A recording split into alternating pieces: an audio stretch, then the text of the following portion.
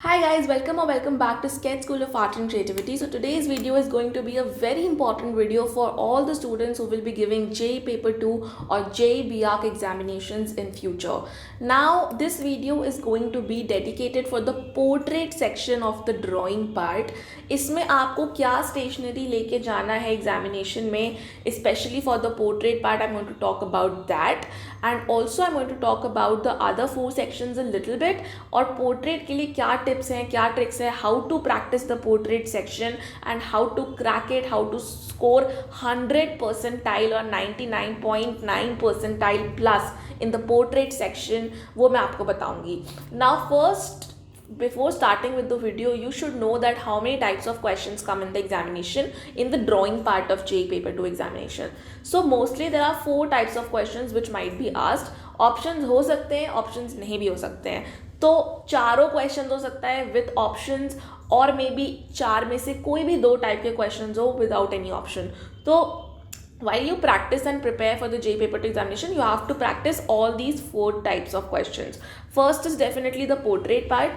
Now the portrait question which comes in the examination, it can be anything. It can be a drawing image, it can be a photograph, it can be from imagination. तो ये 3 type की चीज़ें आपकी आ सकती हैं. ठीक है, कोई ड्राइंग हो सकती है, पेंसिल स्केच हो सकता है, वाटर कलर स्केच हो सकता है, oil pastels, any medium of a sketching or a drawing of a portrait could have been there, and you will be asked to copy that. Secondly, any kind of real life photograph could have been there, and you would have to draw a proportionate image seeing that photograph. And lastly, there could be a question which will require you to draw from your imagination. तो बहुत बार ऐसे question आता है that draw a self portrait from your imagination, or draw a portrait of your favorite teacher from your imagination. So from imagination also you should know how to draw all the types of portraits and all the types of angles as well.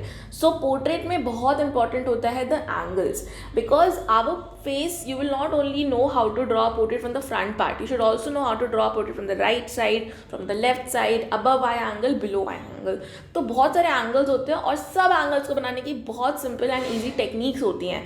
तो basically when it comes to copying or drawing portrait from imagination, it boils down to one thing, which is techniques. If you don't know the techniques of drawing a portrait or copying a portrait, you're not going to achieve a drawing from your full potential or of your full potential. Because काफ़ी बार ये होता है कि जब हम without any technique को use करे हुए कॉपी करते हैं, तो वो हमारे पोटेंशियल के अकॉर्डिंग नहीं होता है, कुछ ना कुछ गड़बड़ हो जाती है, सिमिलैरिटी नहीं होती है, and then you think that where I went wrong. So it all comes down to knowing the techniques to make the portrait part. ठीक है, मैं हम आगे अभी एक पोर्ट्रेट बना के भी देखेंगे, शेड भी करके देखेंगे that how to attempt it in the examination. Now there are different ways to attempt it also according to your liking and your potential. So you have to figure that out as well. तो काफ़ी ज़रूरी हो जाता है guidance का भी होना. ठीक है, second part is going to be perspective sketching. So you already know all those questions like restaurant की स्केच हो गई, होली फेस्टिवल, काइट फेस्टिवल, कोई भी एक व्यू बनाना, it comes down to the perspective sketching. If you don't know perspective sketching, half of your marks get lose there only. So perspective sketching is very important for JEE examination as well. Third is 3D composition. Now 3D composition can be made in 1-point perspective, 2-point perspective, or isometric. So again, you should know the technique to make 3D composition to get a very realistic shaded, and shadow is also very important in 3D composition. Shadow making in 1-point or 2-point perspective is important. And last is 2D composition. 2D composition is one of the most difficult questions to prepare if you are self preparing, because वो theoretical का application है, theory का application है of principles of design. So there are various principles of design. There is a lot of theoretical aspects in the color schemes as well. तो बहुत सारे types के colour schemes होते हैं, analogous, complementary, you already know it, right. So understanding those colour schemes and how to use in your 2D composition, understanding the principles of design, and then attempting the 2D composition is very important. So these are the 4 types of questions which might come in the examination. अगर मैं ये चारों type के बारे में बात करूँगी आज की वीडियो में, तो वीडियो बहुत लंबी हो जाएगी. So let's contain this video just to the portrait part. And if you want to see, if you like this video, and if you want to see about perspective, 3D and 2D composition as well, so please comment down below.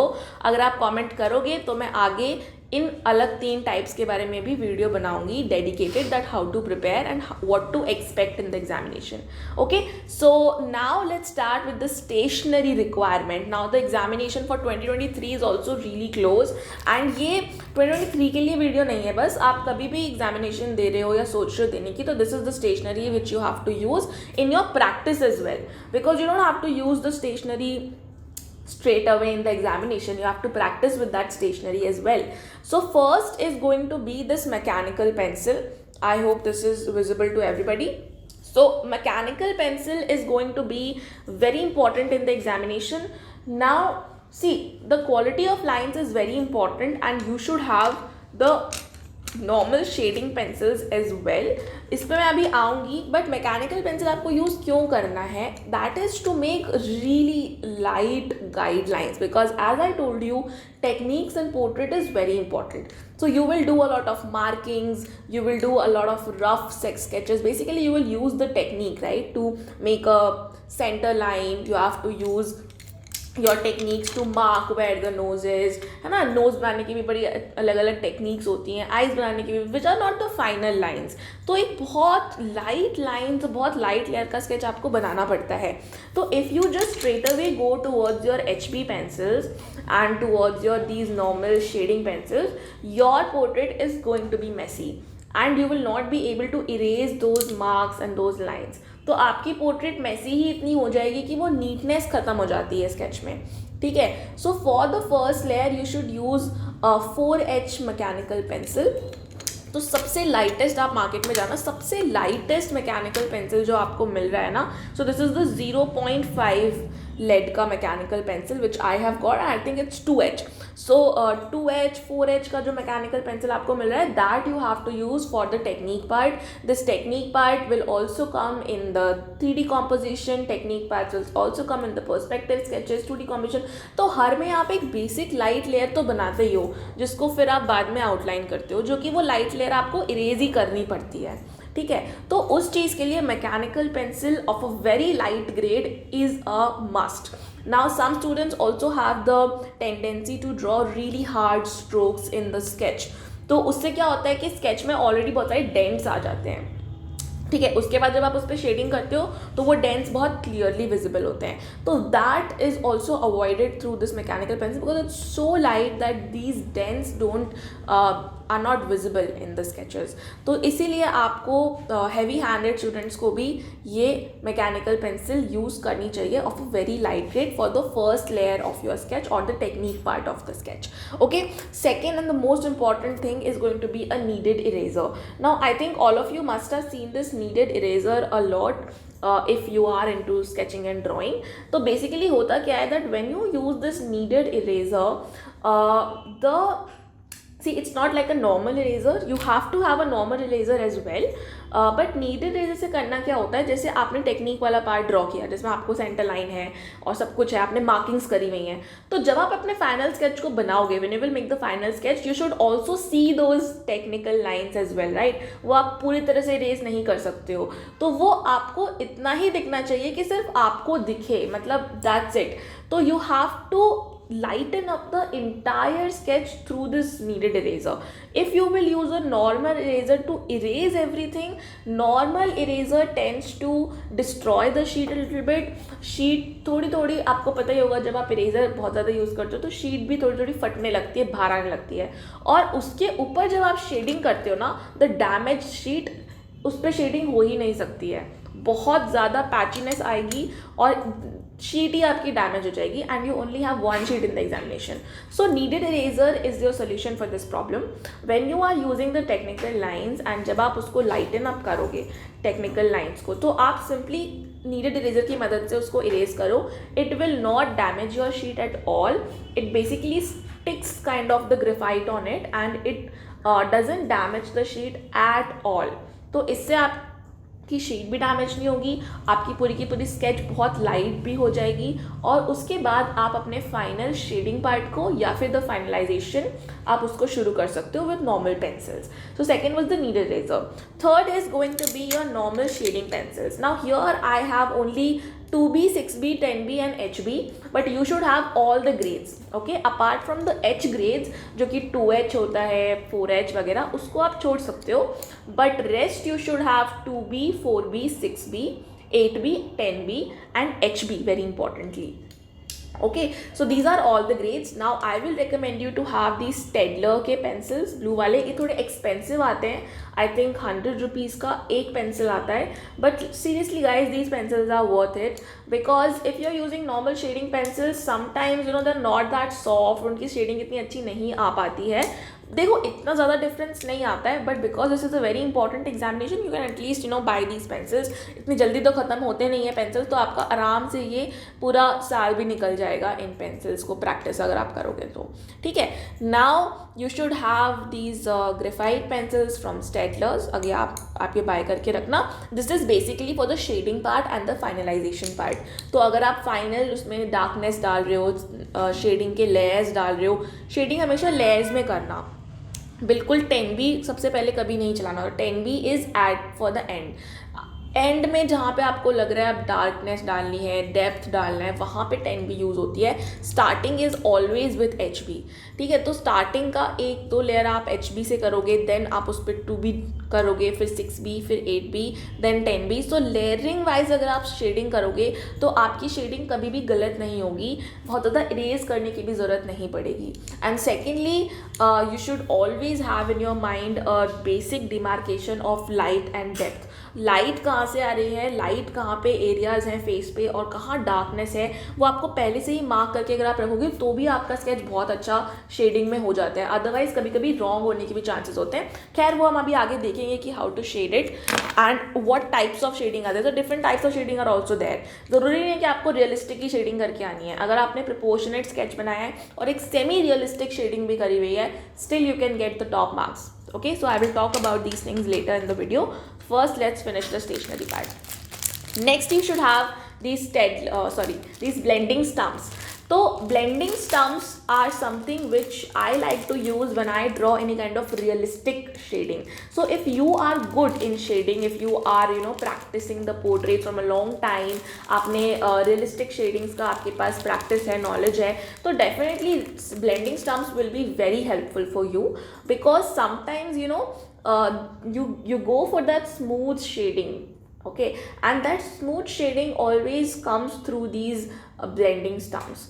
तो काफ़ी types की shading होती है, पर वो smooth shading के लिए blending stumps बहुत इंपॉर्टेंट होते हैं. The way it blends together every stroke of pencil and it makes it really seamless. तो उसके लिए ब्लेंडिंग स्टम्प्स बहुत इंपॉर्टेंट रहते हैं. बहुत एक्सपेंसिव नहीं होते. I think I got this for 80 rupees and you can also buy this from your nearest stationery store for the blending part. And also जब आप 3D कॉम्पोजिशन बना रहे हो, उसमें अगर आप शेडिंग कर रहे हो, तो उसके लिए भी ये 3D कॉम्पोजिशन में भी बहुत यूज़ होता है the blending stumps to give you a good shading. Okay, of course you should, if you're using a lead pencil, you should have some extra set of leads with you in case the lead gets over. Secondly, you should have a scale. Actually, you should have your entire geometry box. It is allowed. It's also written in the admit card. So you should have your entire geometry box with you. You should have a normal eraser and a normal sharpener as well. Now, very importantly, I forgot to tell you about the pencil cutter. Do carry this out, guys. इससे क्या होता है ना, when you sharpen this pencil, I don't know if you have observed it or not, I don't use normal sharpener. I always use a paper cutter for sharpening up my pencils, because अगर आप देख सकते हो कितना इसमें पतला और कितना ज़्यादा अच्छा lead हमारे को मिल रहा है. Usually when you use a normal sharpener, there is no control in your hand to इसको पतला करने का या इसको शार्प करने का या इसको लंबा करने का. आपके पास कोई कंट्रोल नहीं होता. Plus in the examination we are drawing something, you don't need to again and again sharp the things, right. तो और वो ब्लंट भी बहुत जल्दी होता है. आपने 1-2 सेकेंड उसको चलाया, वो ब्लंट हो जाता है. With the pencil cutter if you sharpen it up, ये प्रॉब्लम नहीं आती है. एंड ये आपका लिटरली पूरे एग्जाम में भी ब्लंट नहीं होगा. ये ऐसे का ऐसा, पतले का पतला रहेगा, और ये काफ़ी लंबा होता है तो ये ख़त्म भी नहीं होता इतनी जल्दी. ठीक है, तो quality of lines basically which you will get in the examination will be really good if you use a pencil cutter. Sorry, if you use a paper cutter to sharpen up your pencils. So I will just show you how I do it. I don't know if it's visible to you on the screen or not, but simply आपको ये use करना है, जैसे कि आप थोड़ा सा practice करोगे ना तो आपको ईजिली समझ आ जाएगा, ठीक है, कि कैसे करना है. Now it's up to you how thin or how thick or how long you want the lead to be. Now मैं स्टेडलर्स के पेंसिल इसलिए भी रिकमेंड करती हूँ क्योंकि ये कभी भी टूटते नहीं है इतनी आसानी से. तो these are really strong and इससे आप बहुत बड़े लेड्स वगैरह बना सकते हो and it will be very helpful for you. Okay, so do carry a paper cutter as well for sharpening up your pencils. बहुत अच्छी क्वालिटी की लाइन्स आती हैं. Secondly, I use a micro eraser, which is something like this. It's also not very expensive. I think ये 250 rupees का आ जाता है आराम से. So micro eraser is very helpful for erasing the parts of very miniature थे. मतलब आपको बहुत अगर कहीं पे एक हाईलाइट डालना है अपने पेंसिल स्केच में या फिर कहीं पे एक बहुत छोटी सी लाइन बनानी है तो आप माइक्रो इरेजर का यूज़ करते हो तो बहुत प्यारी हाईलाइट्स वगैरह आ जाती हैं इसमें, ठीक है. So you should go for a micro eraser as well. You should have it because normal eraser will not give you that precision. So how will you get that precision, right. तो उसके लिए ये वाले erasers बहुत काम आते हैं, these pen erasers. Okay, so you should have it for those details वाले parts. And lastly, you should have micron pens. Not lastly, there are a few things as well. So you should have these micron pens. Micron pens can be used in portrait as well if you are doing pen rendering. तो जैसे मैंने बताया portrait को बनाने के बहुत तरीके होते हैं. आप पेन रेंडरिंग कर सकते हो, आप पेंसिल से बना सकते हो, आप कलर पेंसिल से बना सकते हो, आप रियलिस्टिक शेडिंग कर सकते हो, आप सेमी रियलिस्टिक शेडिंग भी कर सकते हो. So there are different ways to attempt portrait, different unique and creative ways which will all land you to really good marks, but it all depends on your level and your amount of practice. Okay, so micron pens, there should be different grades of micron pens. ये grades क्यों important है that I will tell you when we will talk about perspective sketching, but I recommend like all my students who are watching this video उनको पता ही होगा कि आपको micron pen कहाँ use करना है. पर जो मेरे students नहीं है, अगर आपको जानना है तो प्लीज़ comment करके मुझे बताओ if you want to see more videos on perspective sketching, 2D composition and 3D composition. Another thing which you should have is good quality color pencils, guys. Very very important. If you are having a bad quality color pencil, trust me, your sketches are going to come out not that great, because good quality color pencil have that pigment, they have that kind of color payoff, and it will just instantly brighten up your entire sketch. तो 2D compositions में बहुत ज़्यादा ही use आता है. Specially मैं 2D composition की बात कर रही हूँ because there your coloring is also tested, you know, at a good extent. तो कलरिंग अगर आपकी 2D कॉम्बिनेशन में अच्छी नहीं है, कलर्स अच्छे नहीं हैं, तो आपको वहाँ पे मार्क्स लूज़ करने पड़ेंगे. तो that is Y good color pencils are very important. I have these Prisma color pencils, but I understand these can be little expensive for most of you. So if your parents are not allowing for Prisma color pencils, or if you are very very beginner, आपने कभी color pencil use किया ही नहीं है, आपको sketching भी इतनी नहीं आती, तो you should go for Luna Staedtler watercolor pencils. Those are also very smooth and they work really good for beginners as well. So you can go for the Luna Staedtler's color pencil. And otherwise, if you have a little bit of experience, you want to upgrade your skill set, if you want to upgrade your materials, you can go for Prisma color pencils. These are really good quality ones. Secondly, आप ये लेके नहीं जाओगे, but आपको ये बोरो ज़रूर करना है, एक रफ शीट. अगर आपको लेके जाना है तो please carry a butter paper. Fold करके एकदम छोटा हो जाता है वो, which will be definitely allowed to you. So do carry a butter paper, because जब आप अपने पोर्ट्रेट को शेड कर रहे हो या फिर अपने 3D कॉम्पोजिशन को शेड कर रहे हो, तो क्योंकि you are using graphite, right, normal graphite you are using, so it's very easy to spread and just make your sheet very very dirty. तो आपको अपने हाथ के नीचे हमेशा बटर पेपर को रखना है. अगर आप बटर पेपर लाना भूल जाते हो या फिर आपको अलाउ नहीं होता है, तो फिर आप उनसे एक रफ शीट मांग लो. You will get unlimited amount of rough sheets in the examination, so you can ask them for a rough sheet and you can use that for keeping it beneath your hand. And lastly guys, this is according to my experience which I'm talking about. बहुत important होता है ना, जैसे मैं जब सिखाती हूँ drawing, तो usually I teach the techniques through a very digital mode. Okay, because the basic techniques are very important rather than actual shading and everything. तो जब तक आपको बेसिक टेक्निक नहीं आता तो आप अच्छी पोर्ट्रेट्स मुश्किल ही बना पाते हो। तो बेसिक टेक्निक्स जब मैं सिखाती हूँ तो मेरे पास जो स्क्रीन होती है that is at 90 degree, because I use a digital tab and then I can see what I am drawing on my screen at a 90 degree angle. तो वो बहुत अलग बनती हैं। But yesterday when I was shooting the video and I was just placing the sheet on my table and then making the video, तो मेरे को जब दिख रहा था तो it was at a specific angle। जब मैंने उसको सामने से देखा तो वो थोड़ा डिफरेंट मुझे लगा। I did not like it that much. I thought that the proportions could have been a little bit more better। तो बेसिकली क्या होता है, जब आप बनाते हो नीचे रख के एक ड्राइंग को नॉर्मल टेबल पे, तो वो थोड़ा सा डिफरेंट होता है, ठीक है, rather than you see it at a 90 degree, right. So do carry a drawing board with you और an exam board, you know, जिसमें ऐसे करके आप क्लिप कर सकते हो पूरे पेपर को, because sometimes the table can also be a little bit uneven और it can have some grooves in it. So if you are shading it, वो सारे ग्रूव्स दिखेंगे। तो very importantly you should have a smooth background. So do carry a exam board with you for making the sketch। and जब आप अपने sketch को बनाते हो technically, तो देखो मुझे लगता है कि it will not be possible for you to keep the exam board at a like something like an upward angle। अगर आपको कुछ वैसा वाला एग्जाम बोर्ड मिल रहा है जो आपको थोड़ा सा अपवर्ड करने में प्लेस करेगा अपने ड्राइंग को, या थोड़ा सा ऊपर करके देखने में हेल्प करेगा, तो आप वो वाला बाय कर सकते हो। I have not seen it or I have not tried to purchase it, but if you have it and if you get it in the stationery store, do go for that only। but अगर आपके पास नहीं है उस type का exam board जो थोड़ा सा uplift कर सकता है आपके स्केच को, तो आप थोड़ी थोड़ी देर पे उसको you know just try to see it from a distance, that if you are going wrong और right, because that really gives a better perspective in your sketches। Okay, so this was all about the stationery part. Now guys, let's see how to make a portrait, how I shade my portraits, and a little bit tips and tricks regarding the techniques and everything. So let's move on to the video. But guys, before moving on to the video, the students who are appearing for examinations, especially JEE examination in 2023 or NATA examinations as well, guys, for JEE paper 2 examination we have released 15 plus mock tests and previous year papers on our website.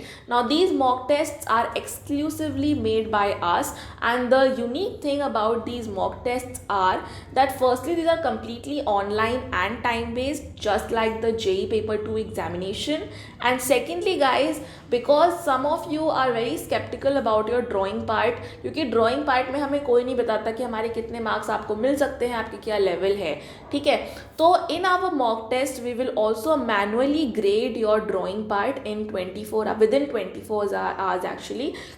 तो जब आप अपना mock test submit करोगे तो आपके aptitude और maths का तो इंस्टेंट आ जाएगा marks, because that is online, so you will instantly get your aptitude in mathematics marks. And for the drawing part as well we will manually check and add comments regarding your drawing part, where could you have been improved and how much marks you have scored out of 100 in the drawing part as well, which will give you a very good idea regarding the upcoming examination, and it is just priced at I think 500 or something। तो आप हमारे website पे जाके हमारे mock test और previous year papers को buy कर सकते हो for end moment preparation and end moment analysis. Okay, the students who are appearing for NATA and JEE examination next year or this year as well, we are organizing free demo classes guys। so in our free demo classes we give you full guidance regarding architecture and architecture entrance examinations। anything you want to ask you can ask in our free demo classes। we will tell you secret strategies, how we have managed to make the toppers from all over India in NATA and JEE examination। we have admissions every single year in all the top colleges। तो कैसे top marks लाने हैं, क्या secret strategies होती हैं, कैसे पढ़ना है, कैसे स्ट्रैटेजाइज करना है, all those things we talk in our free demo classes। of course two-sided interaction is not possible on YouTube, आप सिर्फ comment ही कर सकते हो, but in our demo classes you can actually unmute and talk to me, talk to the teachers, and you will definitely get a full-on guidance। so if you haven't yet messaged us, तो आपको simple करना क्या है, screen पे आपको number दिख रहा होगा, you can just WhatsApp us on our number which is 8882908615 and we will schedule a free demo class for you। so don't forget to do that। and mock test वगैरह आपको हमारी website से मिल जाएंगी, I'll provide the link in the description box below. Now let's get started with our portrait part. So I will draw a portrait and show it to you all the breakdown techniques and कैसे आप realistic shading कर सकते हो और भी कौन कौन सी type की शेडिंग कर सकते हो वो भी मैं आपको बताऊंगी. So let's get started. Okay guys, so abhi I'm using a mechanical pencil to make really light markings and I'm using the technique of how to make a front profile. तो मैं front profile from a little bit of a below angle की markings बना रही हूँ.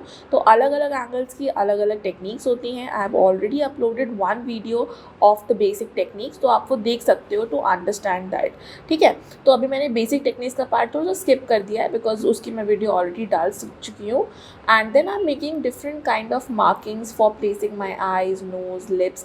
इसके बाद भी अभी भी मैं मैकेनिकल पेंसिल ही यूज़ कर रही हूँ बिकॉज अभी मुझे फाइनल नहीं है कि मुझे ऐसी ही शक्ल बनानी है. तो मैं थोड़े बहुत चेंजेस करती रहती हूँ एंड 5 to 10 minutes लगते हैं to make these basic things. But once these things are really nicely made then trust me guys the process becomes very very easy and very very fast. Because basic आपका अगर clear है तो face की profile अच्छी ही बननी है and it is not that difficult. इसकी सारी मार्किंग्स अगर आप याद कर लो, बेसिक टेक्निक्स वगैरह होती हैं वो आपको लर्न हो गई तो आपको बहुत ईजीली आप मार्किंग्स कर लेते हो. Second is the knowledge of light and shadow. तो अगर आपको पता है कि किस तरफ से लाइट आ रही है एंड किस तरफ से शेडो है, right, so then you will have to make some markings regarding that. जैसे अंडर आई में हल्की सी लाइट एंड शेडो आती है, नोज़ के नीचे आती है. ठीक है, किसी एक तरफ से अगर आपने लाइट सोर्स लिया हुआ है तो नोज़ के किसी एक साइड में हल्की सी डार्क शेडो आएगी and so on and so fourth. So based on the light source and the angle of the light which you have taken, you will have to mark कि आपको कहाँ पे shadow points डालने हैं, कहाँ पे highlights डालनी हैं and where you are marking the darker and lighter areas. So highlights and shadow points again थोड़ा बहुत आप अपना markings करके चलो using the mechanical pencil, but this is very light and this is just to give myself a satisfaction that where my sketch is going towards and कहाँ पे मुझे darkness, कहाँ पे मुझे light वगैरह डालना है. ठीक है, and once I am ready or satisfied with my basic outline of the sketch, तो उसके बाद मैं क्या करूँगी, इसको पूरे को मुझे erase करना पड़ेगा. ठीक है, बिकॉज ऑफकोर्स मैं इसके ऊपर तो शेडिंग करूँगी नहीं because it's a very rough and it's just for me, right. इसमें मार्किंग्स हैं, इसमें लाइंस हैं, अननेसेसरी लाइंस हैं फेस पे which is actually important because वो टेक्निक होती है, उससे ही आपकी फेस परफेक्ट आती है, राइट. तो वो अननेसेसरी लाइंस वगैरह मुझे थोड़ी सी इरेज करनी पड़ेंगी definitely to start with my final shading.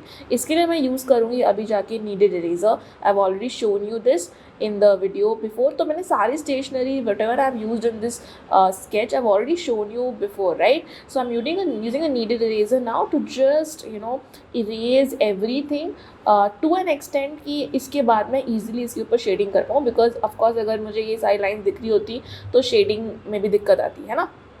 अब मैं पेंसिल कटर से अपने HB पेंसिल को शार्प करके and then I am using a very because HB is going to be now part of my shading. जब आप शेडिंग करने लगोगे तब आपको HB पेंसिल का यूज़ करना है सबसे पहले to give layer 1 shading. Now layer 1 shading is definitely something in which you will make mistakes, some things you will like, some things you will not like.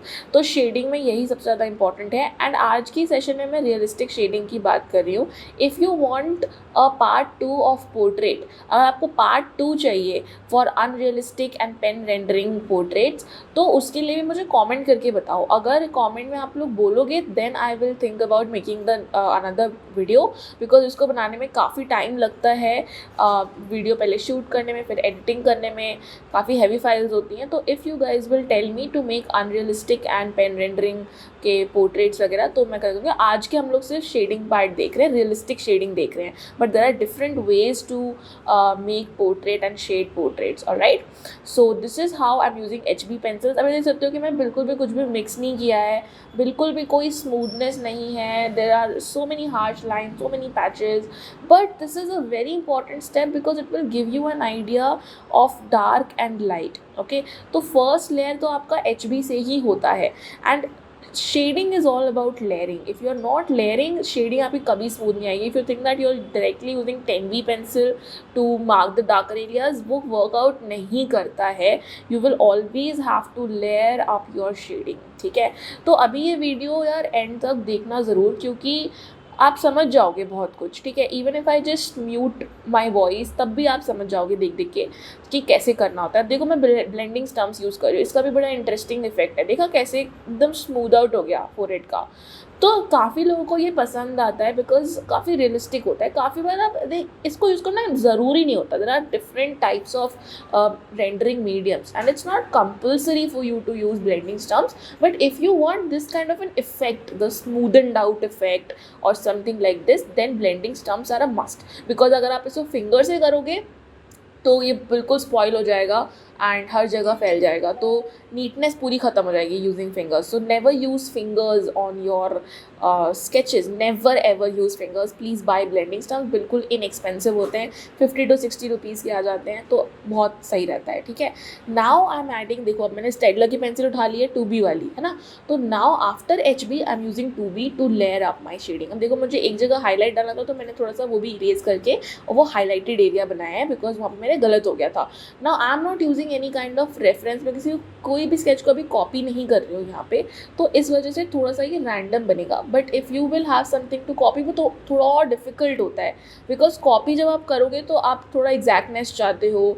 ठीक है, थोड़ा सा ज़्यादा मेजरमेंट्स में वर्क करना पड़ता है. शेडिंग में थोड़ा भी एरर हुआ तो वो शक्ल डिफरेंट लगने लगती है. तो copy is a little bit more difficult. Okay, so now what you have to do is you can add some textures of the face using pencils if you want. अगर आप चाहते हो तो आप कर सकते हो ये सब. अब जाके मुझे ऐसा लगता है कि मेरी हाईलाइट और डार्क का जो एरिया का जो बैलेंस है दैट इज़ गुड इनफ. तो I will now use 6B pencil to add the layers even more darkly. And जब आइज़ की हम बात करते हैं तो आइज़ भी हमारी काफ़ी डार्क पेंसिल से होती है. 6B से आपको आइज़ वाला पार्ट करना होता है. ठीक है, because eyeballs and those kind of shadows in the eyes are really dark. तो आइज़ के लिए आप हल्का सा डार्क करो पेंसिल यूज़. ठीक है, अब आइज़ में भी अगर आपको इरेज करना, देखो मैं यहाँ पे माइक्रो इरेजर का मैंने कैसे यूज़ करा और कितना अच्छा वाटर लाइन का इफेक्ट आ गया. I hope all of you would have seen it right. अगर आपको नहीं दिखा तो आप रिवाइंड करके फिर से देखो. एक वाटर लाइन का इफेक्ट माइक्रो इरेजर से कितना बढ़िया आया है. Now I am using a 6B pencil to make really dark lines for my eyes part because again वो होता ही डार्क है right. So you have to understand which areas are darker, which areas are not that darker. देखो nostrils में भी I am using a very dark 6B pencil. Okay, so I hope that you've understood how I've layered up the pencils and made these kind of things. अब shading में, realistic shading में specially एक चीज़ का आपको ध्यान रखना पड़ता है that you are not making any harsh lines. जितनी हार्श लाइन आप बनाओगे उतनी ही आपकी शेडिंग अनरियलिस्टिक होती चली जाएगी. So you have to try to make merge up all the lines using these blending stumps. आप देख सकते हो मैं कितना 214 यूज़ कर रही हूँ. my micro eraser, my blending stumps, micro eraser to add those nose के highlights and it will just make a really good pop up of the nose as well. नीचे भी मैंने देखो अभी micro eraser का यूज़ किया for just a highlight under the eye. So wherever you want some highlights, आप of course eraser तो पूरा यूज़ करोगे नहीं, it will just erase a big chunk of your drawing. तो then you are going to use micro eraser at that point. Now eyes के अंदर भी बिल्कुल वाइट मत कभी छोड़ना. eyes के अंदर भी शेडिंग आती है, बहुत लाइट आती है बट आती ज़रूर है, specially towards the sides of the eyes, both the sides of the eyes. Okay, and the crease is also having good enough amount of shading. Okay, so first देखो जब मैं येलो पेंसिल, मेरा HB pencil है, तो wherever I am using a very first layer, जहाँ पे मैंने मतलब अभी देखो फर्स्ट लेयर जब मैं कर रही हूँ, अभी मुझे फाइनल नहीं है तो मैं वो HB से कर रही हूँ. ठीक है, उसके लिए मैं सीधा अभी 6B यूज़ नहीं करूँगी बिकॉज वो फाइनल नहीं है. तो first layer is always through HB and then जो डार्कर लेयर है नॉस्ट्रल्स वाले हैं वो मैं यूज़ कर सकती हूँ using the 6B pencil. But smudging is also important. तो यहाँ पे मैंने उसको स्मूद आउट किया है. स्मूद आउट नहीं करेंगे तो हार्श लाइन्स दिखेंगी. Okay, now you can see again I am using a 6B और अ 8B पेंसिल आई गेस. इसको भी फिर मैंने स्मूद आउट किया और धीरे धीरे करके I am building up the intensity how I like it. Still you will have a lot of areas which you will not like. देखो अभी भी मैं हाईलाइट्स ऐड कर रही हूँ इरेजर से, ब्लेंडिंग स्टम्प्स को यूज़ कर रही हूँ टू मिक्स इट अप. तो until you get a desired nose effect or a desired effect of your liking, you have to use blending stumps, you have to use micro erasers. ठीक है, तो अभी मेरे को लग रहा है कि नोज़ का अच्छा इफेक्ट आ गया है, तो इसीलिए मैं धीरे धीरे करके अब अपने बाकी पार्ट्स पे मूव ऑन करूँगी. स्टिल अभी एक और लेयर इसमें ऐड करना कहीं ना कहीं रह रहा है मुझे लग रहा है. तो आप हल्का सा देखो, don't be afraid to add dark layers, but don't overdo with the dark layers. That's very important. If you will overdo with the darkness, तो आपकी शीट जो है काफ़ी ब्लैक और ओवरऑल बहुत डार्क हो जाता है कभी कभी स्केच. तो you have to make sure that आप उसको अवॉइड करो. जहाँ पे बिल्कुल ही लाइट जाना है, बिल्कुल ही कोई आपको स्मूथनेस चाहिए, तो वहाँ पे प्लीज़ यूज़ ब्लेंडिंग स्टम्प्स, क्योंकि ब्लेंडिंग स्टम्प में already there will be some kind of pigment ना, तो आप उस पिगमेंट का यूज़ कर सकते हो ब्लेंडिंग स्टम्प्स के डायरेक्ट कुछ एरियाज़ के लिए. बिना किसी पेंसिल चलाए हुए भी आप कुछ एरियाज़ पे ब्लेंडिंग स्टम्प्स डायरेक्टली यूज़ कर सकते हो जिसमें पिगमेंट ऑलरेडी है ग्रेफाइट का, तो वो भी बड़ा स्मूथ से इफेक्ट आ जाता है वहाँ पे. ठीक है, अब देखो, again I am using HB pencil for my first layer. फिर उसको मैं कवर करूँगी, then I will go with other things. तो पहले HB पेंसिल यूज़ करना है, देन ब्लेंडिंग स्टम्प्स आपको यूज़ करने हैं, थोड़ा सा स्मूथ आउट करना है, एंड देन धीरे धीरे करके आपको लेयरिंग ऐड करनी है. बहुत जितना प्रैक्टिस करोगे उतना ही फास्ट आपका प्रोसेस होगा, और जितना कम प्रैक्टिस करोगे उतना ही आपको टाइम लगेगा to understand the things. Similarly मैंने सिंपल 6B वाला पार्ट ऐड कर दिया. एंड शेडिंग में ये चीज़ है कि जितना टाइम दोगे उतना अच्छा निकल के आता है पोर्ट्रेट. तो कम टाइम वाले तो लगते ही हैं 30 मिनट वाले, 2 घंटे वाले 2 घंटे वाले लेंगे, 4 घंटे वाले 4 घंटे वाले, 6 घंटे वाले 6 घंटे वाले, 6 आवर्स 7 आवर्स 8 आवर्स के पोर्ट्रेट्स होते हैं, बहुत अच्छे बनते हैं. तो डेफिनेटली उतना टाइम नहीं है एग्जामिनेशन में, तो कहीं ना कहीं you have to practice at आपको पता होना चाहिए कि मेरे को किस टाइप का बना के आना है, क्या मुझे रियलिस्टिक करनी भी है, क्या मैं कर पाऊँगी जल्दी. Because once you start making a realistic portrait और आप ख़त्म नहीं कर पाए, तो that's not a good thing, है ना. तो आपको पहले ही प्रैक्टिस करके जाना है. अदरवाइज़ आप मुझे कमेंट करके बताओ, मेरे पास और भी टेक्निक्स हैं शेडिंग के जो बहुत फास्ट होते हैं, सिर्फ 10 मिनट्स लगते हैं, एंड उसका भी इफ़ेक्ट बहुत अच्छा है. लाइक अगर एग्जामिनर देखता है तो वो काफ़ी यूनिक इफेक्ट आता है. ठीक है, रियलिस्टिक शेडिंग तो हम सबको पता है होती है, बट अनरियलिस्टिक वाली भी होती है ना, जो सिर्फ लाइन से होती है, या फिर पेन रेंडरिंग आप ट्राई कर सकते हो जो कि पेन से करी जाती है, तो आप वो सब भी ट्राई आउट कर सकते हो. It also gives a very nice effect. ठीक है, इतने में मेरा 30 मिनट्स ख़त्म हो गया था इतने पार्ट में. तो इसके बाद मैंने आईज़ वगैरह बहुत जल्दी में करा है, बिकॉज अभी तक मेरे ख्याल से 30 मिनट्स हो चुका था just to do this part. तो अगेन मैं क्योंकि प्रैक्टिस नहीं कर रही हूँ डेली बेसिस पे शीट पे, मैं I just focus on my technique, students को सिखाती हूँ. तो डेफिनेटली जैसे जैसे आप प्रैक्टिस करोगे ये आप 20 मिनट्स तक ला सकते हो easily along with practice. Okay, मैं समझा भी रही थी, दिखा भी रही थी, वीडियो का भी देख रही थी, थोड़ा बात भी कर रही थी, तो that is why it took a little bit more time for me. ठीक है, but still you should practise it and see कि आप किस टाइप का टेक्निक और किस टाइप की चीज़ आप अचीव कर पा रहे हो, आपको कहाँ पे जाना है. क्या पता आप पेन रेंडरिंग के पोर्ट्रेट्स इतने अच्छे बनाने लग जाओ कि फिर आप उस पर ही चले जाओ. बट जो मैंने अभी बताया ना, लाइट, शेडो, स्मजिंग, ब्लेंडिंग, वो सब चीज़ें ऑलमोस्ट कहीं ना कहीं सेम रहती हैं. And this is the final look of the portrait. I hope you like the video. Do comment down below कि आपको नेक्स्ट कौन सी वीडियो देखनी है, and we will meet in the next video. Bye everyone, see you next time.